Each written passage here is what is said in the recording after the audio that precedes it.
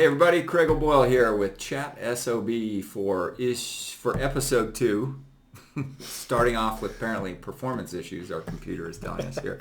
But hopefully this is recording and we're not wasting our time or yours. But anyway, we're going to talk about a little bit of a serious topic brought up by our friend Patrick. It's Craig, Patrick, and Iggy again.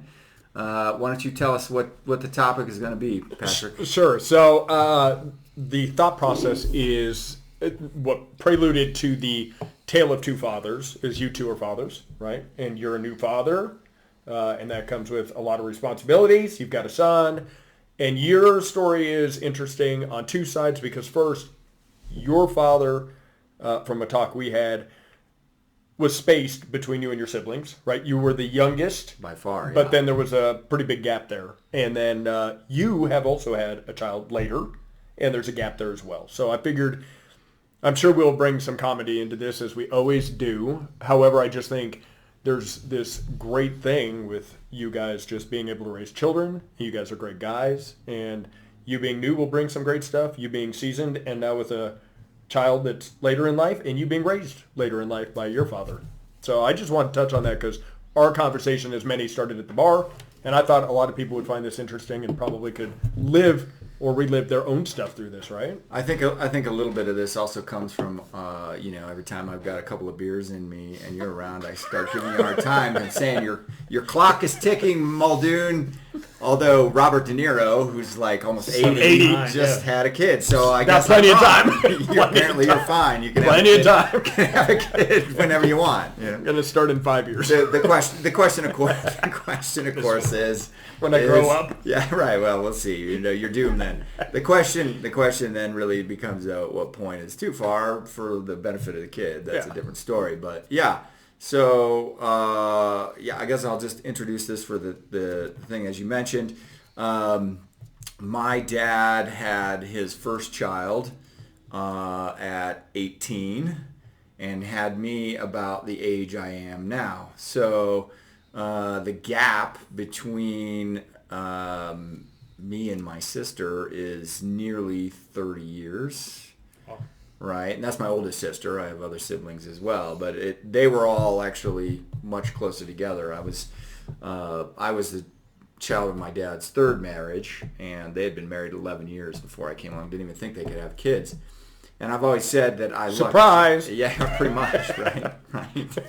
I've always said that I was very lucky in that I got a father. He was a good father, I think, to all of his kids. Don't get me wrong. But I got a father who later in life was much more settled into who he was as a human being and who he was as a person. And you get a lot of focused energy when you get that. And so we were very close, and even to the point of working together when I first got into the business for a good period of time. And I think it's a very good thing that I benefited from having an older father. My kids, my first kid I had at 30. I'm 40. So you're a little down 47 the road, now. right? Yeah, a little bit further down the road, which I think is a better thing actually for. You're no longer. Hope my kids. I hope my kids. And society. Wait. Yes, yeah. I think society can use people waiting, but.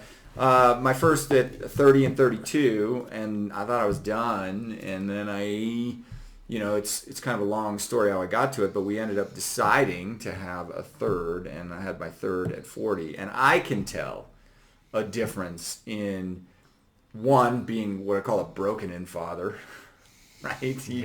You're going through the break-in phase right now. You're one. Stage one, learning. Right. Stage one. Being a broken-in parent where you've kind of gone through some of the things that matter and some of the things that don't. Like, for example, I don't know, a Friday night or Saturday night. I think it was Friday night. My daughter, about 1 a.m, wakes up not feeling good, comes into bed, and pukes in my bed. Very, very fun. Surprise for you. Yeah, very surprising. But they all go through that, and it's like, it is what it is. You just deal with it. How would you have dealt with that at 30? Was that different? A little less patience? Same patience? Well, it's hard to have low patience for a sick child. Of course. Wrong. But you just shrug your shoulders and be like, I've been through it with the other kids. Yeah. Right? And it's like, Yeah, all of it. It's just more patience on a lot of things. I think are a big thing there. But you're going through the break-in phase right now. How are you doing? I think we're doing pretty good, man. I mean, I said we, but I think I'm doing pretty good. Like, it helps to have, people around me that have gone through it. Like, I've got a lot of close friends that have, a couple of kids, and it's nice to have a community to be able to reach out and say, like, hey, Max is going through this or through that. And they're like, oh, that's totally normal. And we've gone through, like, a couple of episodes that were truly scary and, like, got through it okay. And so, like, it gives you some confidence, like, Max is almost 3, so I feel like, we haven't killed him, and we're from going forward, he's probably just going to do something to himself. Like, we're probably you're okay past the parenting emergency. Yeah, he's a little boy now. He's not a baby. But I will say what you just said. That means you're on the cusp of a change of phase. You've started to get it down. Well, no, and every single time that I thought I had it down, it kicks me right in the nuts, dude.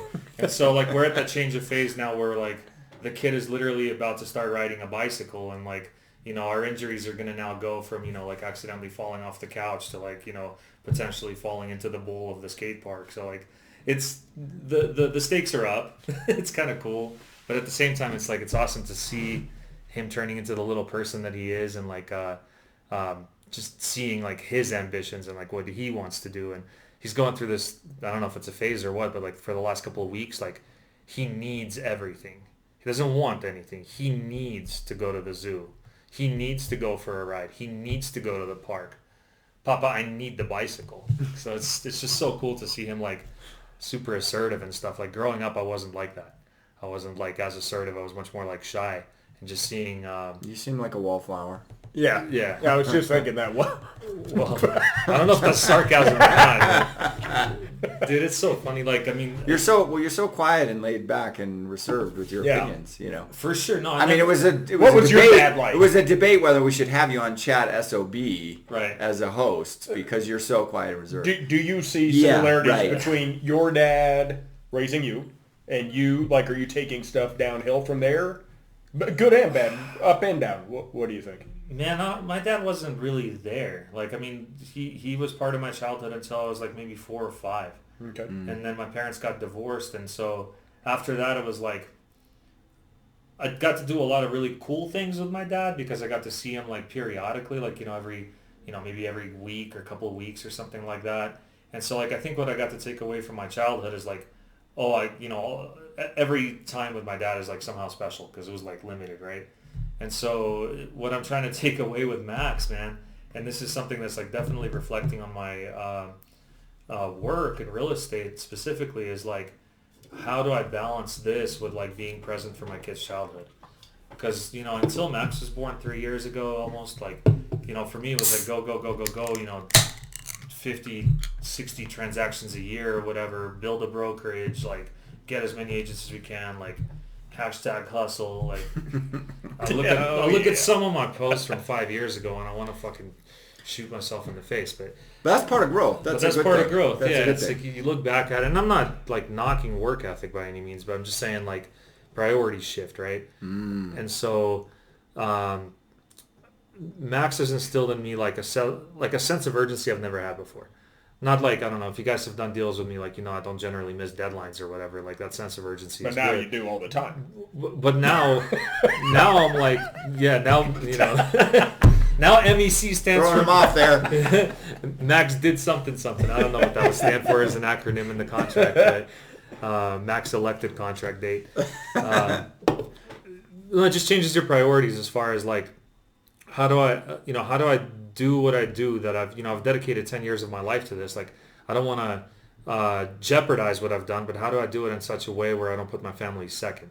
Because, like, from what you've said about your dad, it sounds like, he was in a position to where he was already in, like, in a good place in his life where he was able to balance things, I hope. From what I'm hearing, at least, that's what it sounds like. I think, he was in a position in life where he didn't take anything too seriously anymore. That's know awesome. What I mean? That's a great right? perspective.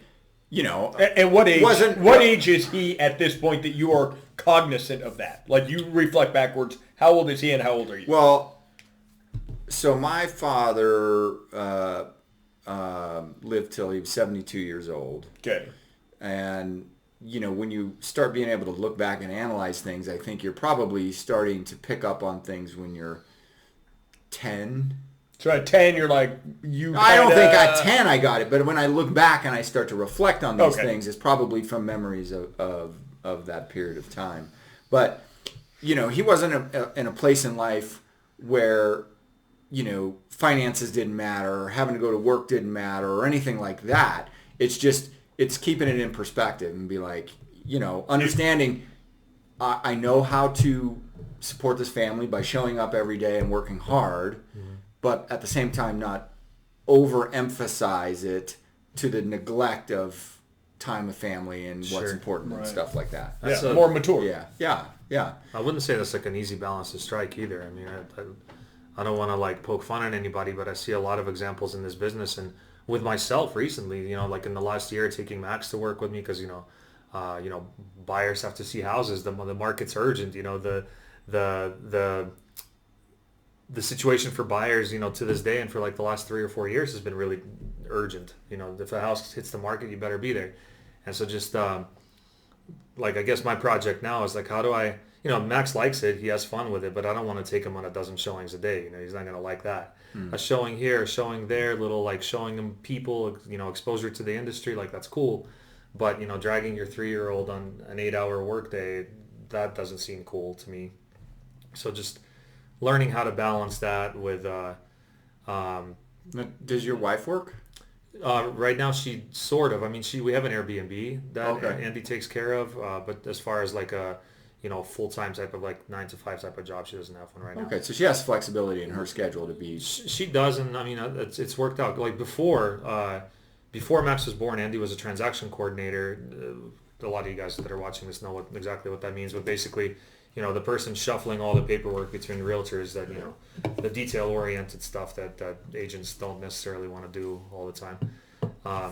And, she was closing like, I think she had months where she closed like 95 contracts in a month. Oh, that's busy. Yeah, so she was, she was legit busy. And I asked her, when Max was probably 2 or 3 months old, I asked her to quit her job. Like it got pretty bad because, she's working 10, 12-hour days, 6 days a week, has 1 day a week to like kind of sort of like, keep her head above water. And, I'm doing the same thing because it's like 2020, 2021, like the shit is getting kicked every which way. Nobody knows what's really happening. Appraisal gaps that are infinite, interest rates in the 2s, chaos, right?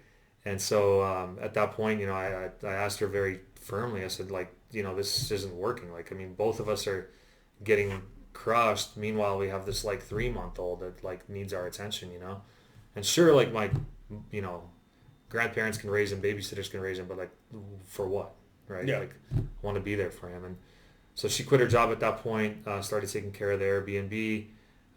I've been, working solo since then. And over those like last 2.5 years, basically like my main focus has been like, how do I make it to where I don't have to answer my phone at 7:45 on a Friday night? Not because I don't want to be there for my client, but how do I be there for my family first?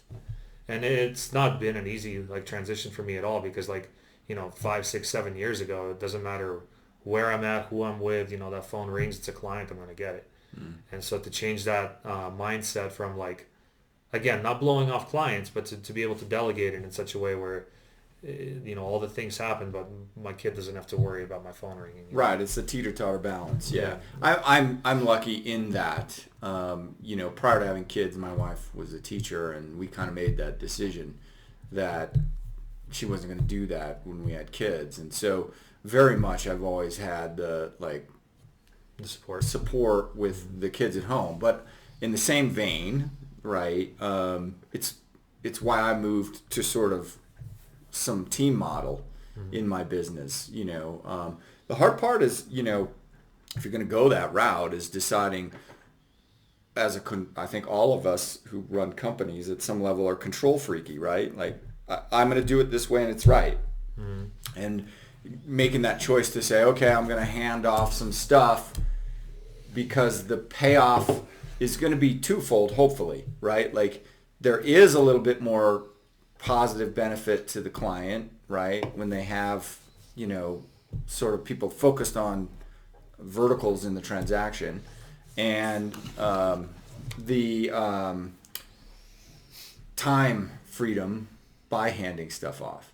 Doesn't mean you're not going to have fumbles with, like, somebody not doing something the way you would do it, but sometimes they'll do it better than you would do it. Yeah, I was going to say, the one thing I've learned is that, right? Yeah. I learned, like, there are people way better built than me, no matter how good I thought I was. The best thing I learned was to hand it off, and then I'm like, whoa, this person's way better than me. Well, the cool thing about this industry is, like, there's a few ways to definitely do it wrong, but there's, like, countless ways to do it right, But, like, as you're learning, you're trying to be a better father. Like, that's how you're trying to control. And that's kind of what pushed you probably a little bit, is like, hey, I need to make changes. Not because of me. You could probably work 10 hours a day and be fine if you didn't have other people relying on you, or go kids. Yeah, they're like, I need my dad. It's being rounded. I've always felt that's actually a pretty good strength that I've had. I will push in whatever area I feel need to push, but I'll also back it off so I can give attention to other areas that need that attention. Yeah, what does that mean in life? I've never been the guy trying to run around be the number one realtor in my marketplace, right? I've never been the guy trying to be the number one, right? Like, to me, number one means balance in all circles. Sure. And focusing on that stuff. So, anyway. And the only thing you're going to leave behind, you've said this often. Like, the one thing you've said many times to me is the only legacy we leave behind is our kids. Everything else is kind of a moot point. Everything else if you're the president of the United States, dumpster. You might make something. You're the president. You're leaving probably a different legacy, but ultimately the kids are what you're leaving behind for others, right? Yeah, I mean, I don't know. I don't know where I heard it. Somebody was talking about the vain pursuit of legacy recently, and there are extraordinary people who are remembered from thousands of years ago. Socrates, Plato, Jesus, whatever you want to... Literally, what do you want to do there? Like, but out of the hundreds of millions or billions or whatever it is, people that have lived through time... 0.0002. You're not going to be remembered. So, impact those that are closest to you the best way you can. Yeah, so... And I think in our discussions, part of the reason we're having this discussion today is, I think you have a lot to pass on. So, ladies, I'm selling Patrick This is a right pitch. now. This is a pitch, right? This guy right here, he's a catch. So if I didn't like you ladies, I would marry this guy. So anyway, come see him in YPM. So here's which he's too old to go to, but he still goes to. Here's a question I have then for both of you, and I will then obviously don't have kids, but I'll give you my experience as well. One of the fundamental things that you think your dad left you with, and I just realized this while I'm sitting here. Here we're one day outside of Mother's Day, and we're talking about fathers. That was not deliberate, so maybe we'll have to revisit Mother's next go around at Father's Day. Canceled. We could just release this on Father's Day. Nobody would know the difference. Nobody would know the difference. But I would say, like, what's something that your dad, you look back and you're like, wow, my dad really instilled this thing. And I think for those of you watching this, I know this is probably a touchy subject nowadays, but for a boy, their father is very important to them, right? This is... Touchy or not, it's the fucking truth. It's the truth. Right? Like, I think up until... That's why we're ChatSOB a little bit, because we are going to... We're not going to sugarcoat the nonsense. I think it's very... Girls, I think fathers are very important too. Sure. 100%. 100%. Yeah. All kids. All kids. Yeah. Yeah. So my thought was, yes, true. And also, I think the familial unit is obviously the strongest unit you can raise a child in, right? It's the most balanced for a reason. And for a boy, at some time around the age, so I read this book called Wild at Heart, and basically went through like how society's failing men because we're just trying to not make them men. Men are adventurous by nature, right? We're adventurous. And if you're a man, you get that. Like, it's subconscious when somebody says, you want to go climb that high tree when you're a kid, ride that bike fast, or jump that jump. What did your dad instill where you just sat there and said, wow, if it wasn't for this, I would be a different person? Primarily, I think it was a belief in myself. Like, in that he was always always putting the info out there that whatever I wanted to put my mind to, I could accomplish. Not ridiculous platitudes like you could be Superman. Hey, you want to go dunk that basketball and play for the Nuggets. Maybe you could play for the Nuggets if the towel boy is there. Don't get me wrong, I was good at sports, but I was not reaching the 10-foot rim with my 5'9", 5'10" height. So. Anyway, I feel like 5'10" was kind of a stretch right there. I'm 5'10". Come on now. Anyway, I might be shrinking to 5'9" as I get older. We'll see. But anyway, my point was just he always made me feel like just go for it, right? Like, and go all in. And from a very early age, I always felt like whatever I put my mind to, I can get accomplished. And at the end of the day, it will always work out, too. I've been lucky in that, like most people in this country, I was born in America, I won the lottery. Won the lottery. Right? And so, we forget that often. Yeah, so... It's easy to forget when you're... Yeah, so I'm dealing with first world problems for most of my problems. Yeah, we ran out of oranges. I'm not trying to figure out, like, store. Am I going to starve because, my crop harvest didn't come through with enough rain this year. My cow's not milking. Yeah, right. Well, some cows will milk. Dairy issues. Anyway, I think that was the main thing that stuck with me. That to this day is always in the back of my mind. Is this something you also, whether sons, daughters, you pass on to all the kids? I try. Okay. The funny thing about kids, yeah, is you talk. They'll talk with you when they're young. When they're about 11, you sort of start to talk at them. And it's kind of like you hope some of what you're saying is an influence in the back of their mind. Right? Hope they hear it. Yeah, because by and large, they're kind of like rolling their eyes, like, oh my God, Dad's pontificating again. Dude, stop bugging me. Right, whatever, yeah. The little ones, they'll for sure... they're taking it. I mean, honestly, that's a little bit of why I had a third too. My older ones were kind of getting to that point where they're like, whatever, didn't need Dad anymore. I mean, they need you. Don't get me wrong, but they need you in a different way. They don't exactly even know they need you at that age. Yeah, but they do. They need you, but in a different way. Yeah, and it's it's a massive transition that you go through. You're ways away from that, but it is a massive transition. Specifically, it's a massive transition with the girl. I have one boy, one girl, and then another little girl. And the girl transitioned hard. The boy is still, he'll probably take a little bit of dad. Boys are a little slower. A little bit slower to mature and think. I feel So like a lot of us still haven't grown up fully, right? well, we never fully do. No. I mean, we wouldn't be in a group called ChatSOB if we were actually... Yeah, if we were serious. If we were serious human beings, would we? Did you have any other male influences in your life where you were just like, hey, Just you, Patrick.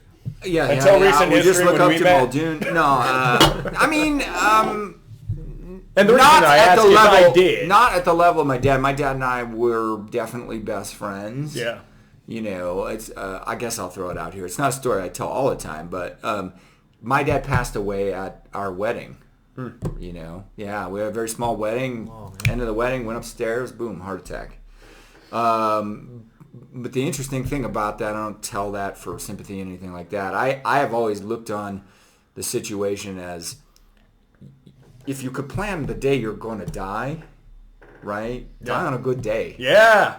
He died at the end of your wedding. End of a good day. End of a good day. Right? And son gets married, at some level, cocktails. when a kid gets married, well, he had quit drinking when I was 2 years old because he was starting to have a problem with it in life. And he saw that. Yeah, well, I think my mom convinced him he was. Hey, good woman. Anyway, if you're gonna go on a good day, and I look at it as like, when a kid gets married, it's kind of really like handing off the kid. It's like, okay, you're not, gone. Really not my responsibility Out of the nest. Sure anymore, Like you're for real a man at that point. Yeah, you're for real a man. Obviously the timing is still not the best and stuff around that, but I do look back on it as less of a negative than many situations. So, Anyway, sorry. All right. Downer. So I don't know if it's a downer, man. you hang out with your dad on occasions, it sounds like. Which I didn't know. The funny thing is as we go through this, I learned stuff Did he every immigrate? single time. No. So my parents got divorced like before the Soviet Union dissolved. Their marriage went first, and that triggered the collapse. Was that a that was it. Was that a normal thing in the Soviet Union? Was like divorce? Yeah, it was normal. Yeah, okay. I mean, it was Just like the West. So how often do you see your dad at this point? Your parents' divorce is this I see 5 my times a dad- year, every weekend, every other weekend? I see my dad on Skype often, right? I mean, when you're a kid. Before you get as a here. kid, as a kid. I'm Yeah, sorry, yeah. So I moved here when I was 10. I think I said that. Because I really want to know, like, what influence did your dad have on you also? Dude, like, so it's kind of funky, right? So like I was really raised by my grandparents, by my mom's parents. And, probably the biggest male influence in my life as a kid was my mom's dad, my grandfather, right? And, the older they I were get, married still. my grandmother and my grandfather were married, until the day that they both passed away. But he was like the main, like, daily male influence in my life, right? Strong male? What's that look like to you? So, my grandfather, he grew up on the outskirts of Moscow. He was born in 1932, I believe. I don't want to lie, and if my mom's watching this, I'm sorry, but I think it was 32. Your mom's watching this. My dad was born in 1930. So he lived on the outskirts of Moscow as the Germans were making their way towards Moscow.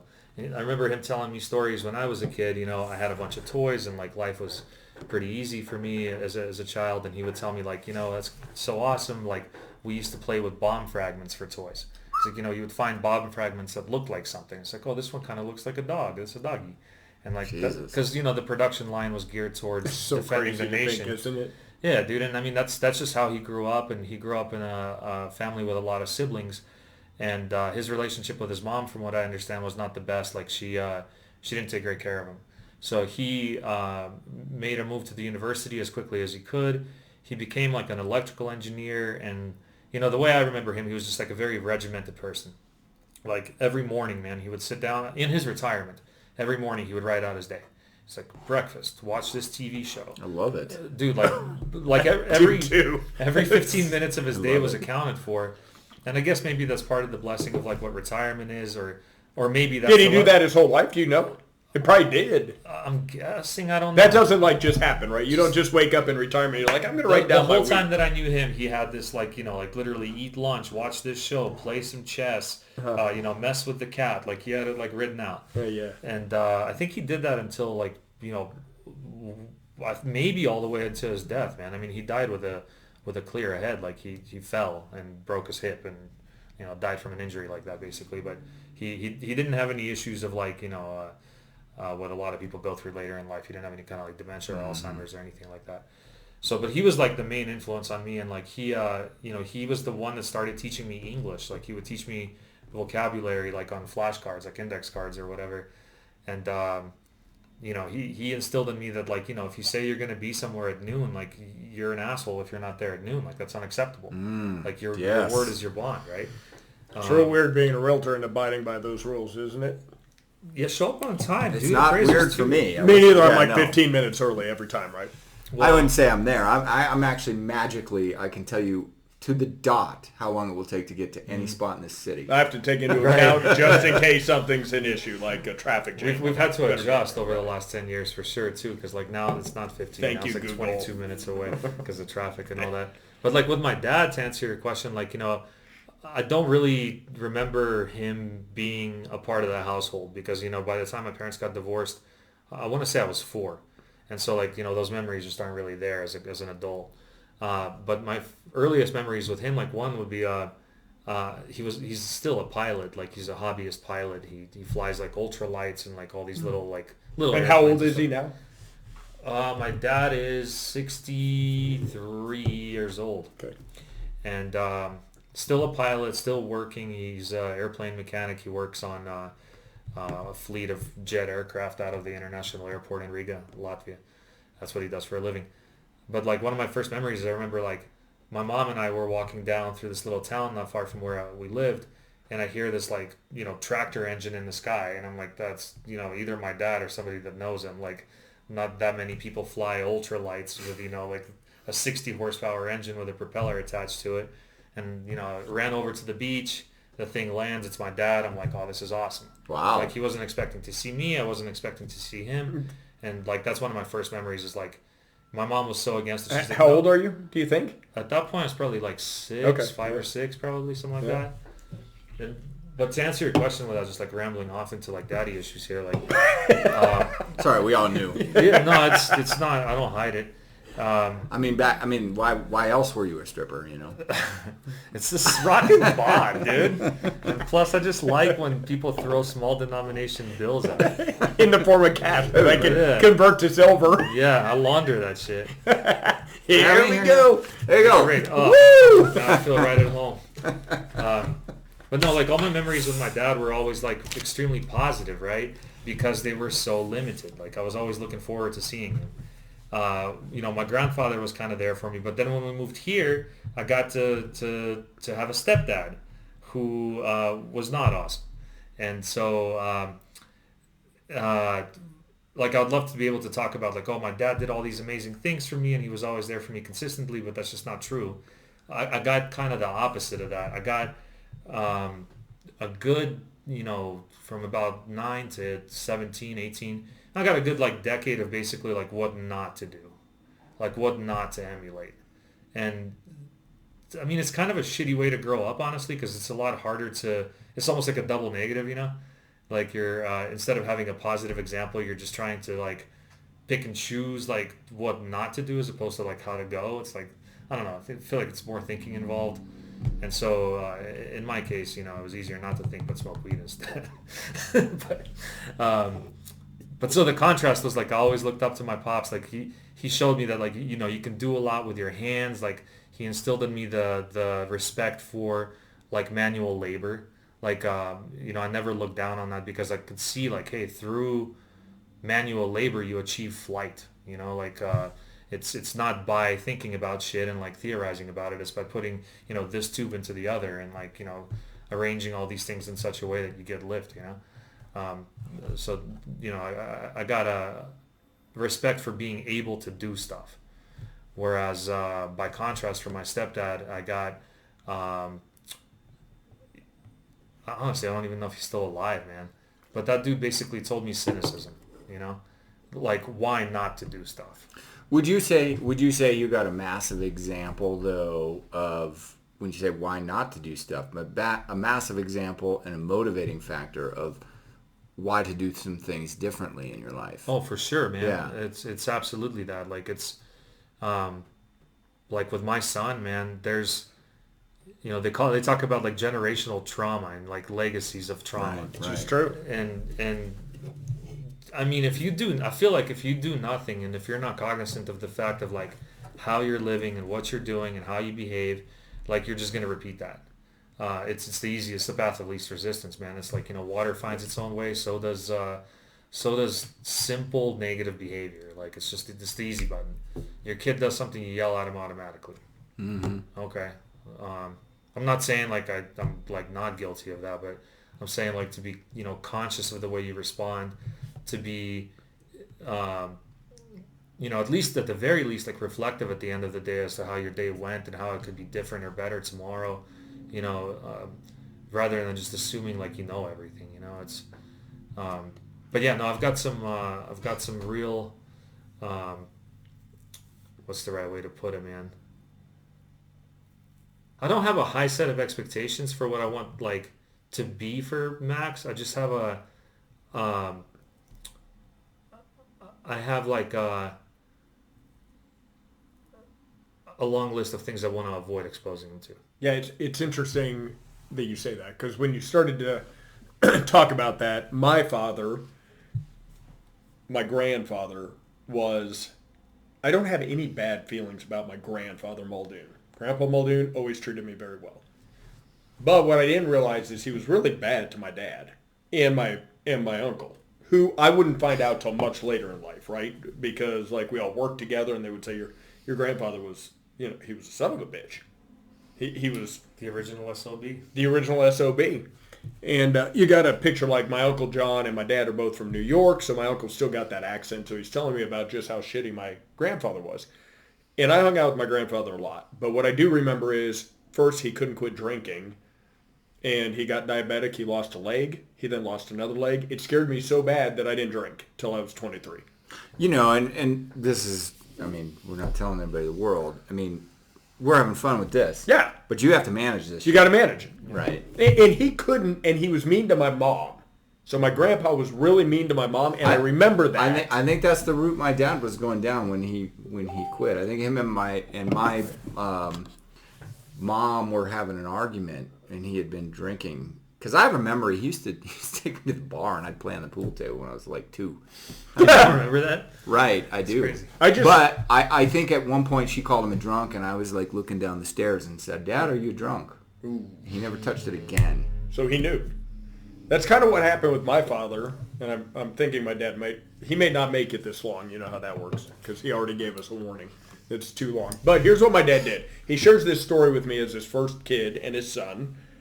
Is his dad was just brutal, just verbally brutal. That my dad went to Vietnam at the age of 17 because he always says it was either I went to Vietnam or I went against my dad in a bad way.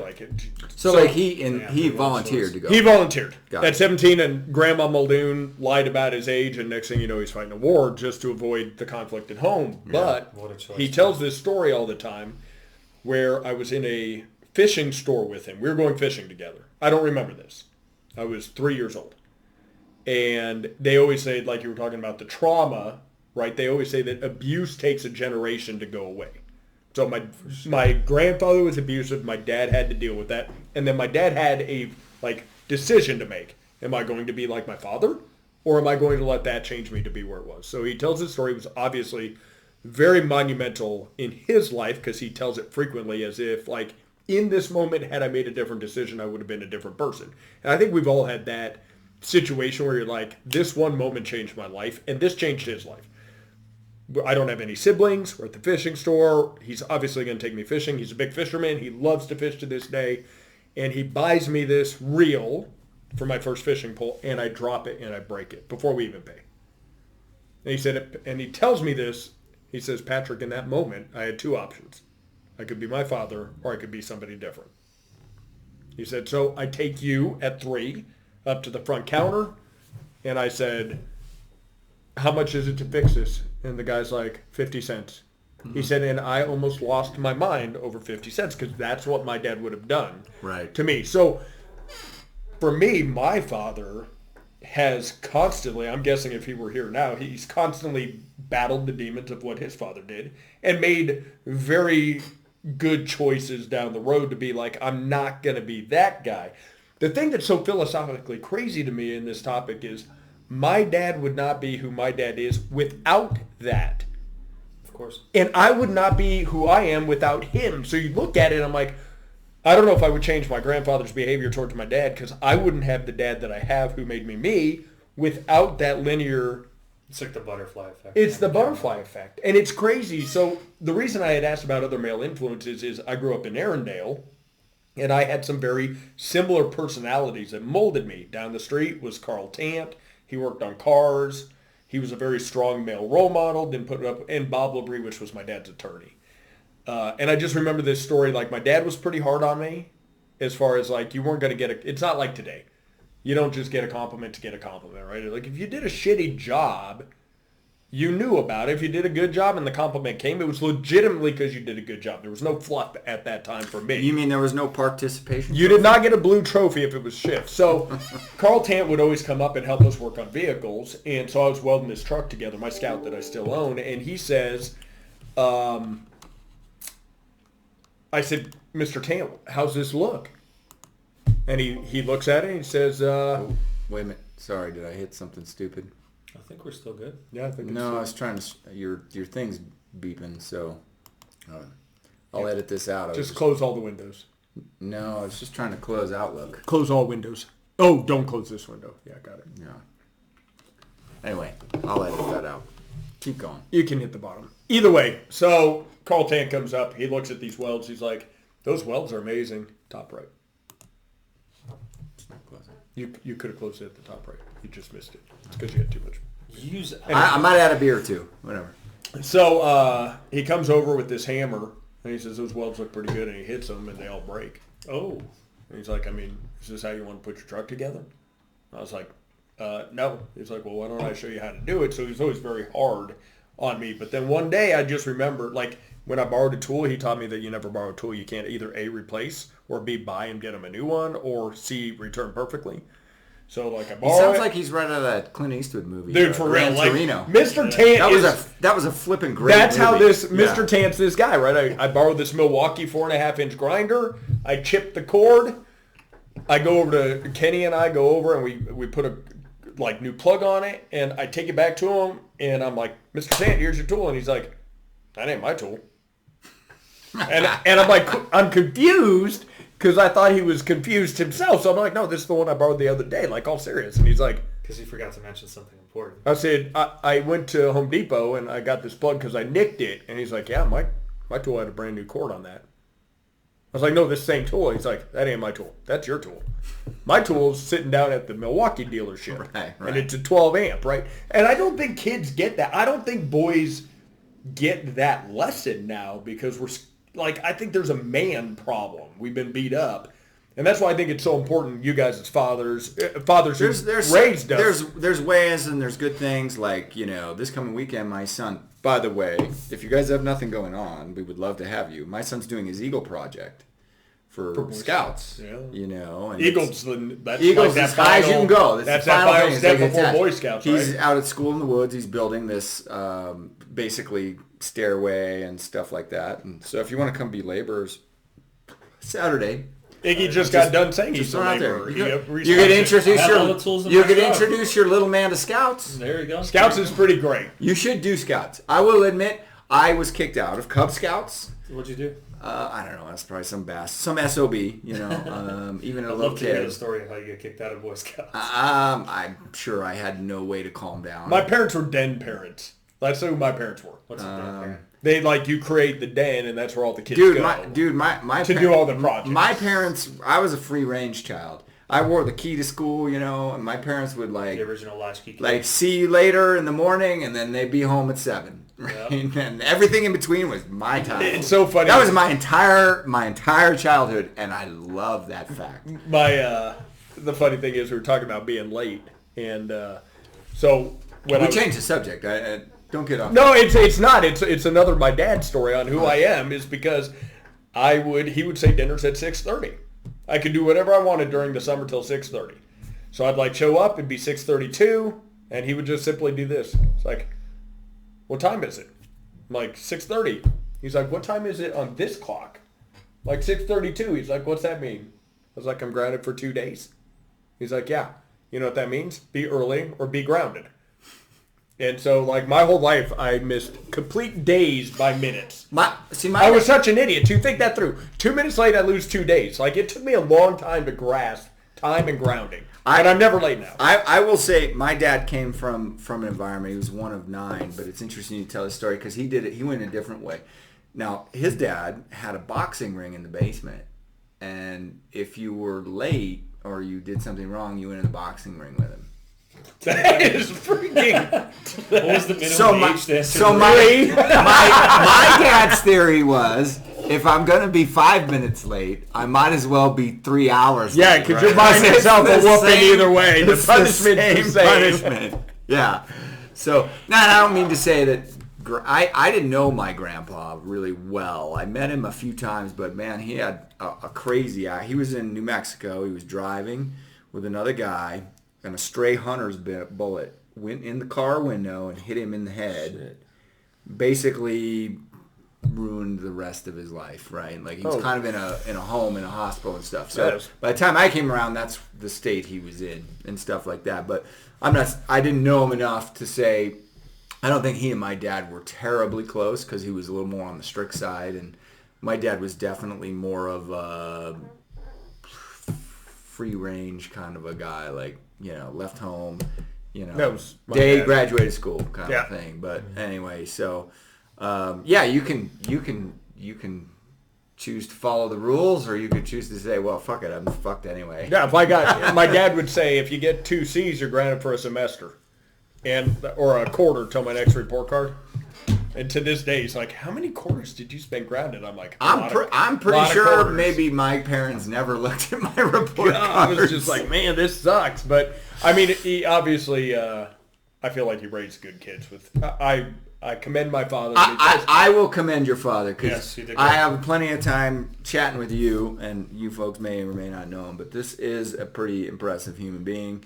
You told a story that just shocked me a couple of weeks ago. About which we plan on doing here, right? We'll share do that. Yeah, that's different point. But just how people have come to rely on the Muldoon reputation, and that is a function of the good things that have been put out there and that you're doing and stuff. And I will reiterate once again, you need to not let that legacy die. Right. So with you. Yeah. So we're out there right now trying to create a downline. Any of you girls want to just create a downline. Everyone we're trying to create. Just want to drop a baby off at Muldoon and Associates. Trying to create an EXP. This kid will right raise here. Just if you know you've got daddy issues and you're gonna fuck that kid up, just drop it off at Muldoon and Associates. He's gonna want me to edit this out, but anyway, my point is, this is where the logo you're a good dude. Yeah, right. Yeah, I mean, everything I think my brother and I were raised to do, and trust me, it's not just my dad. Obviously, I was fortunate enough to have a mom and dad that had been married 55, 56 years. And my parents were married for 30. So it's like, that's why when sometimes I even sit there and I look at them, I'm like, they're 50-something years in, and you hear all the time where people say, should these two even be married? Yeah, and you just realize these people have gone the gauntlet to make it this long. This is a topic that I kind of want to bring in here. I come from parents married 30 years. Yeah. You come from parents married 50 years. You come from parents who didn't stay married. Mm-hmm. But we're in this world today where we have privilege, whether it's because of the color of our skin or whatever. Now, I'm not saying there's not advantages that are inherent, number one, just being an American, right? Like, it's so funny. We're all arguing over privilege in America when we're not comparing ourselves. The poorest of the poor is richer than much of the world. So yes, there are definite legs up, but like there's no reason to say that is your handicap for life. Because like, look, you're on an even keel. You're a business owner. You got kids. You got family. None of us are done works in progress, but you came out of one of the harder countries to come out of that was basically not even speaking apart. English. Right. Does he still? No, but that's kind of learning. That's half the public school kids anyways. We can't even tell the difference. You still speak Russian? I still speak Russian. Okay. I'm trying to teach Max Russian. Nice. So my point being is, right, like... Maybe you should try Chinese. Like, what is the drive? Because theoretically, it should have been way easier for he and I. And way harder for you. Who knows how it was? I don't know. It should be way easier for extremely rich people, and then they end up with drug addiction and in rehab. I went to the high school in town where everybody considers you rich, and it was rampant. It was rampant. Yeah, I grew up with people that they literally say second generation squanders the money, right? Because there wasn't appreciation for the work that went into it. The hard work to get it. Yeah, the hard work to get it. Which just means naturally Max is going to be a hard worker. To compare human experiences, they had it easy and they had it hard because you don't know what they're going through. Do you find as parents, because I'm not a parent, but one of the things I always think about is it's funny that some of my most influential pivoting points in my life were from some pretty strict human beings. Do you guys, when you're talking to your kids, are you like, should I be hard here or soft? I definitely gravitate more towards hard. Okay. I do. I definitely, but the balance is trying not to gravitate towards mean. Correct. Right? Like rules and standards. So when you say hard, are you talking structure is important? So hard in terms of standards. Okay. Right? Like you gotta do this. You gotta work this. I mean, like I have a person that comes to my house once a week and cleans. You know, the rich usually the do. other day, the rich. The other day, my wife told a story about how she heard the cleaning woman go into my daughter's room and go, oh, like a sigh, right? And so we now told the cleaning woman, you don't clean our kids' rooms anymore. These kids clean their rooms, right? Oh, they're like it was like a click. It was like, wait, they think it's normal to have a cleaning person. You know, like I didn't have a cleaning person growing up, although my mom worked her ass off cleaning. Right, my mom too. But still, like the point I mean is like they weren't meeting a standard, right? They weren't meeting the standard of do it yourself and understand it yourself. And they were taking it for granted. Right, they were taking it for granted. At the end of the day, I'm going to have a cleaner that cleans your stuff up. Exactly. So, you know, I tend to be more of the like my favorite word is no with the kids. So, like who better to hear it from? No. Because they're going to hear it the rest of their lives. No. Yeah. And so, but at the same time, you know, I don't want them to, like, think that they don't have backup in life. Right? Like, I mean, okay, you can be shit's both. going to go wrong. You can be both. Shit's going to go wrong. Like, you have somewhere you can come to at some level for advice first. Right, but like if it really hits the fan, like I'm not gonna let you live under a bridge or in the car wash here by my office. Yeah, you'd be better under a bridge than that car wash. There's this dude who asked about. What about you? You asked about like male role models, man, and I'm gonna pull one from a book, man. Ray Dalio, the author, the hedge fund owner, billionaire, multi-billionaire. How would he fall in this category for you? Do you know him? No, I don't know him. I'm saying from a book that I read. Like it's kind of to elaborate on what you're saying about standards, right? Like the thing about standards, and he's got a book that he wrote that I really read a couple times called Principles.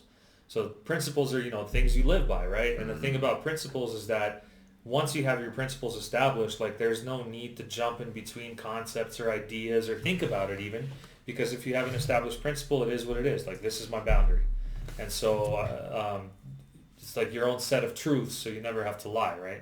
Like you never have to. It's like with Max, and I imagine with your kids too. It's like, you know, if the standard's always changing, then how could they possibly ever live up to it, right? But if you have a set of hard standards, a set of hard principles, like, you know, with Max, for example, I'm trying to instill in him that we're gentle with animals. You know, he's 2, he's learning stuff like that. I try to teach him like we share toys, we're kind to other people. We, you know, just basic, like, just simple stuff that a 2-year-old can understand. But, like, those are principles that extend in life. Like, you know, you don't put other people down. You don't lie. You don't cheat. You don't steal. You share. Like, these are things that hopefully in the future he never has to even think about. Like, it's not a choice he has to make. Subconsciously, it's just like, this is the right thing to do. And so a buddy of mine that I used to run cars with back in the day, Ramsey, if you're watching, you know, I learned a lot from him in my early 20s. You know, we would do shit that sucked. You know, we were flipping cars, dude. Like we spent, I think our best day we ran to Denver and back 3 times picking up cars. And like the whole time I'm thinking to myself, like one thing that Ramsey always said, he's like, yeah, dude, it sucks, but winners do the hard things. And like that saying still sticks with me because like sometimes I'll be like, oh, dude, I don't want, but winners do the hard things. Yeah. And so like with Max, you know, what I really want to instill with him, like growing up for me, my grandfather, who I talked about earlier, he didn't really like, you know, he pushed me, but he didn't push me in any particular direction. He pushed me like, hey, like, learn English. He pushed me like, hey, we're going to do our homework. We get our assignments done. We go to school on time. Like, he would push me like that, but he wouldn't push me like into a mold of what he wanted me to be, right? Whereas like, you know, my grandmother, she was always like, you have to go to college. My mom, my dad were always like, you know, what are you ever going to be if you don't get a college degree? Like there was always a lot of pressure to go to college, right? And for that reason, I dropped out of college. It was so instilled in me that like you have to. As a guy with a degree, they're mostly overrated. Yeah, right. I've seen people with degrees and I've employed a few of them. You know what I'm saying?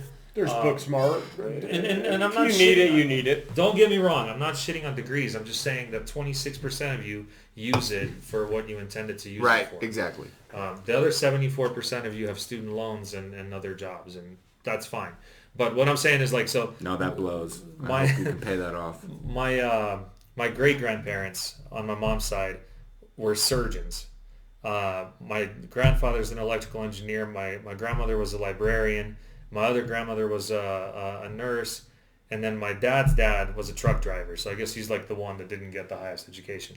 But like pretty much everybody in my family had, a college degree of some sort, My mom was an engineer. My dad's basically an engineer. And so like it's like this expectation of like, it's like the opposite of what you see in like poor families in America where people are like so proud. They're like the first ones that go to college.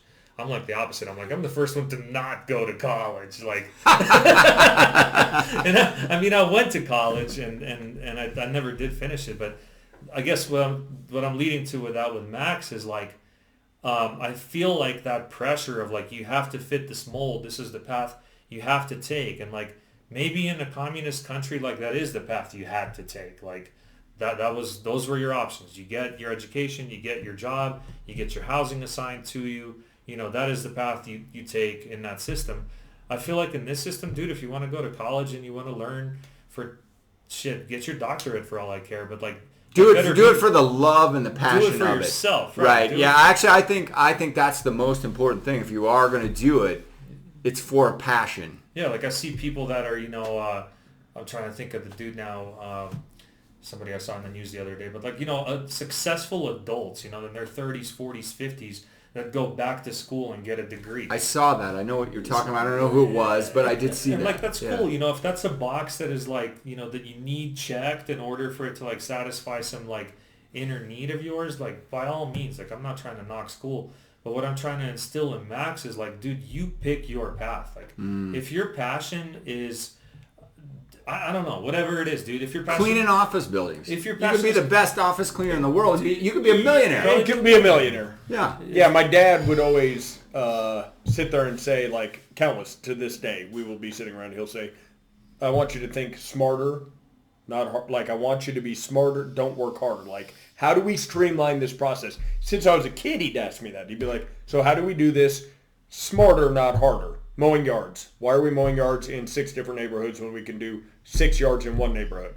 Yeah. How much more do we make, right? And when I was little, he started that. Teach a kid, right? And then he'd be like, "Why don't you door knock 3 of the neighbors, so I don't have to keep driving you to other neighborhoods, and you can make more money and I can save time." Right. The other thing that I think was really, and you still door knock, right? And I still door knock. The one thing he did was, and maybe you guys have had this situation, I don't know, maybe it's just me that had this situation as a kid, but I was sitting down, I thought I was probably about 16, and I feel like I'm having a serious conversation with my dad, right? So I'm like chumming up. I feel like we're on the same level. And whatever I said, he was drinking bourbon and waters, that's his deal, right? And he gets a very different demeanor. And so I'm like that age where I'm like driving, my hat's on crooked, I'm like coming into my own. And my dad... You dress like Iggy. This is what I look like. And my dad just sits there, and I remember this so clearly. So he like does this with his bourbon and water. He sits it down, and he takes a brief moment, and he goes sideways to me. I was at the other end of this table, and he looks at me. More beers? We do have more beers. Sorry. More beers. And he says to me this. He said, "Don't ever think that I'm a friend of yours. I'm not. I'm your dad. So we may have these conversations, but my only job in life is to make you a productive human being, and if you hate my guts between now and then, I don't care." And it was a very definitive, heartbreaking conversation for me because I thought, like, we had traversed this, and he obviously did not feel that way, and whatever I said in that moment had overstepped. And for me, it was, like, life-changing right in that moment where I was like, okay, the pecking order has been put back into place. And it was one of the things where I see parents trying to be their kids' friends. And I remember that conversation with my dad. Friendly. My dad was friendly, but he's like, ultimately, if I was going to hate him, he didn't care as long as he raised a good human being. But that's a great lesson, dude. I agree with that. It was a good lesson. 100%. The other thing, I think, tailgating off one of your conversations that you just had, there was this about hustle or pushing further or working harder, is for my entire life, my dad had this quote in the bathroom.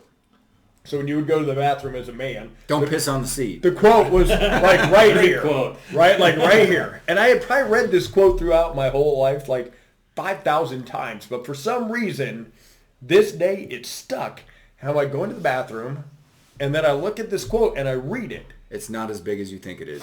Stand closer. So, both of those were so close, both wrong. And it said, on the plains of hesitation lie the bones of countless millions who on the verge of victory rested and in resting died. Say it again. It's the whole, like, if you On the don't plains stop drilling, of just the ball's right hesitation lie the bones of countless Say, millions. he fucked it up. I couldn't start again. On the plains of hesitation lie the bones of countless millions who on the verge of victory rested and in resting died. Wow, I love it. Right. So then I sit there and I read it twice in this moment. Obviously, Dick in hand, obviously. Obviously. Die. And I yell up to my dad. I'm like, have you... I'm like, he hadn't written... He actually had it calligraphed. He liked it so much, he had it done for him. I said, have you read this quote on the wall? He's like, yeah, it was in a Robert Heinlein book. I'm like, this is pretty deep. Who's Robert Heinlein? It's his favorite author. And he said, well, come talk to me about that. So I sit down with him. He's like, what's that quote mean to you? I was like, literally, these people were so close to success and sat down and quit before they hit it. He said, that's pretty deep, huh? I'm like, mind-blowing deep. And I've got it now. I've got that exact bathroom hang. It is in my office. So what that is, right? Like, I'm sure that quote meant stuff to your dad in his life as he grew. Absolutely. But as he grew, he created an environment where that passed along to you guys by putting that on the wall, right? Like there's all these little things that parents do that they don't realize, or maybe they kind of think a little bit that it's going to matter, but it matters like way much further than they think. You don't even know, right? Like all these years I'm talking about it. You're going, it sounds like just in conversations you're going to the zoo regularly with your kid. We usually go like once or twice a month at least. Yeah. Right. Like you don't, I mean, he's pretty young yet. So, but memories establish. I mean, I remember going to the bar with my dad because I played on the pool table. But my dad played with me. Right. Like you've got no ill feelings. It was great. Right. It was not a negative thing. It was not a negative thing at the time. But there's a lot of other memories. Don't get me wrong. But like these little things that just pile up, that can make such a big difference, and just the human beings that turn out. What I take away from that quote today is actually for me mind blowing, which is. I just have to push 2% further than somebody else. Not 98%. Most people stop at the 98%. And if I can just push that extra 2, I'm going to win. I'm going to beat you on longevity, on selling or buying or whatever. I'm just going to have to push a little bit further. And that quote, I was probably 17. Mm-hmm. And, hear all these... Pretty influenced at that age when you're trying to decide in life too what you want to do. It's also why it was like I'll put in 1 extra hour of work when my friend stopped, or I will sell 1 extra home a month because my dad said, well, if you just mow 3 extra yards, how much more does that do? And then that literally went right into sales. He would look at me, he'd be like, so if you sell a house this month, how much do you make? I'm like, $3,000. He's like, so what if you sell 3? Right. Like, well, that's $9,000. And he's like, how much do your friends make? You're dating yourself now, Patrick. $100,000 houses, $100,000 houses right there. But I mean, the point I bought my first house at 100. That's how he worked to make you, and he would always tell the funniest jokes to me. He'd be like, well, why don't you buy that Corvette? Knowing that I was paying splits to the company. So, he wasn't stupid. The guy was a smart guy, right? He's a smart guy. My dad's a smart guy. Yeah. But that's how influential. I don't think I've met face to face. You know that. We've got to do that because that's how influential you guys are as fathers. That sometime later, I'm way down the road from there talking about these major steps in my life from when I was 16 and 17 or 13 or 12, and it made me who I am today. And you guys are laying that path for your kids where they will be sitting there in front of ChatSOB when we leave it to them going, look what my dad did. He made me do whatever it was. And the funny thing is, we won't even know what that was. You may not even, the things you thought were going to be game-changing weren't. You won't and the things that you didn't are. Yeah. Well, because it's not stuff you do intentionally; it's stuff you do consistently. Oh yeah, I mean that's it's freaking a fabulous little who quote. you are as a person, what they see day to day, and that's the hardest thing about it, dude. Like, again, not to dwell on the daddy issues too much, but like remembering my stepdad, for example, like being mentally aware of like, oh, you just reacted like what you grew up with, right? And like checking yourself and like, it's not wrong to fuck up, but it's wrong to fuck up knowingly and consistently. Yeah, that's deep. So I mean that's. You know what though? There's a good point in this. Like you have to fuck up a little bit. Well, right. yeah, like this is the one thing I have built. The one thing I've built, I've noticed, is I have certain things in my life that are with my kids who are like, don't do it that way ever again, because that's like a click off. Like, do you have an example of that you could share? I just remember. I don't remember why, but I remember my little boy though? When he was. The reaction was I was mad. I took him up to his room and I dropped him in his I think it was a crib at the time, and kind of hard, like the done with you kind of thing. Yeah. And like I could see the shock in his face, and I just walked out. Embarrassed, hurt, no, like, angry. Walked out angry, but what my feelings. But then the reflection, was, like that reaction wasn't called for, right? Like to do something that shocked him, like, oh, like Dad's really mad at me, and I have other things that have happened along the way, like, okay, just fucking calm down. And to be fair, kids will fucking test you, man. Oh, dude, they will, but they'll grow you. And they will grow you. They will grow. You'll either I would say this: you'll either grow or you'll wither. Right. The people that wither are the people fucking up the world, right? Because they make fucked up people. Yeah. They make fucked up kids when they wither.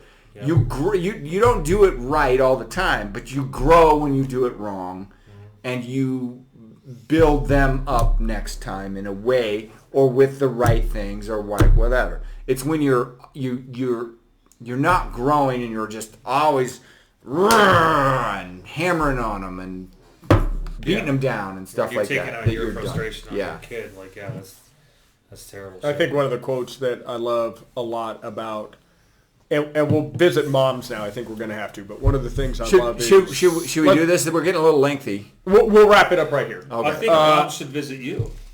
I think... Somebody's mom. Somebody's mom. There's probably a lot of single girls out there who could use a good boys, men, like fathers, are those that the boys want to be and the daughters want to love, right? Like as a father, you are setting what like your daughter, in your case, is going to look for in a man, right? So you're going to be a loving individual, and your son's going to want to be, in your case, your son's going to want to be you, right? Like that's just what happens. And in Wild at Heart, what he says is at 6 years old, the wife's got to let go of the boy in order to let them follow the man, or it will be a detriment to the boy, which I think is fascinating because I think that's about the time I latched on to my father. I'm like, it's go time, right? At that point, I'm like, what's Dad do? And I think so often we'll visit moms now because I don't want the ladies out there thinking that this started as men about men, but I think like let's just I think we could do a whole thing on that because I have a whole lot to say about my mother, right? But I mean, but we started here because of the conversations, and we're not mothers though. It's hard. We're to not get mothers. Perspective a little bit, and spiritually speaking. We can do it. Sorry, are you guys where are you at on your spirituality? Dude, you're like you're getting 3 steps ahead. With well, the reason I ask is because I figured like maybe we did tackle this in order because first starts the father and he starts the downline from there to partner up. So I don't think this is a bad place to start, even though we're one day outside of Mother's Day. We love you, moms. All right, so we're wrapping this up. Let's wrap it up. All right. Biggest takeaway? Biggest takeaway in this today? Yep. Just a reminder of the importance of what we do for people who are close to us in our family and the ripple effect it will have in the future. To me, I think it's like to be able to maintain that perspective, like one of my clients and kind of mentors has taught me this, is to to maintain that 30,000 foot view. You know, you might be in the trenches now getting the shit kicked out of you. You know, your kid might be screaming, crying, puking, sick. Your clients are calling you bitching. Your wife's upset. Your car broke down, whatever. But like, that's the moment. But like, this is the vision, right? And so you have to see things from this point of view and react to this shit from here. And that's hard to do. It's not always easy to do in the moment. But like, if there's one thing I can teach my kid, and that's one thing I'm teaching him now, is like, something I've always struggled with in my life is like, dude, just slow down. Like, it's okay, you're okay, slow down, process this from here. Like, is this even really an issue? And I'm hoping that, you know, with Max, I can teach that to him a lot earlier than I started learning that, because I think it's gonna make his life a lot easier for a lot longer. And I don't have kids, but there's a big takeaway for me that he knows of, that I'm aware of. But the biggest takeaway for me is we are influential in a period of time and may not even know it. And for me, this happened so I was kind of the older child of the neighborhood. I was 5 or 6 years older than a lot of the kids behind me. And I ran into a friend of mine, Davis Powers, and we're sitting in an elevator, and he was like, we're adults. And he looks at me, he's like, you were the absolute best example of an older brother we could ask for in this neighborhood. That's awesome. And I didn't know it at the time. And I think for you guys, you're not going to know it at the time, but sometime in the future, there's going to be somebody talking about you too that are like, you guys changed my life. Max, he'll be 20 and be like, this is what my dad did for me and where you sit. And I just think that is a wonderfully good feeling to, as you said, leave a legacy after we're gone, because it ain't the money, it's not the buildings, it's not the houses, it's not the rents. It's going to be how we influenced others that can take that down the line from there. Well, we have to be the best SOBs we can be, and I think we've done that so far. If we have too many more beers, it'll probably get worse. So yes, let's wrap it up. All right, appreciate you guys stopping in. Hope you enjoyed it, and feel free to leave us any kind of content suggestions if you've got one. All right. Thanks a bunch.